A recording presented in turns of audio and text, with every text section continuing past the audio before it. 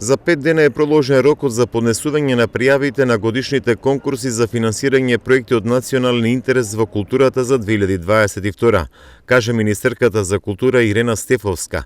Конкурсите беа распишени на 4 октомври и наместо до 6 ноември, како што беше првично најавено, електронските пријави може да се испраќаат до 11 ноември до 12 часот. Министерството за култура од годинава за прв пат воведе електронска апликација за конкурирање.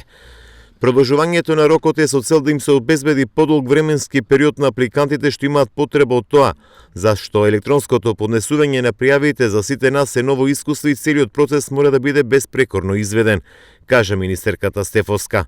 Пред распишувањето на годишните конкурси беа одржани обуки за корисниците во центрите за култура низ државава, но и во Скопје.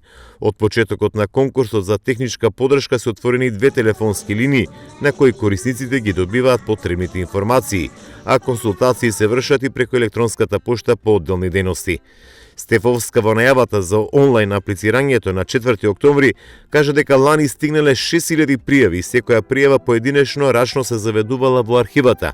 Секоја од тие 6000 пријави рачно се проверувала и дали е комплетна. Потоа секоја од тие 6000 пријави се проверувала дали имат поставени услови по дејности, секоја пријава рачно се внесувала во компјутер.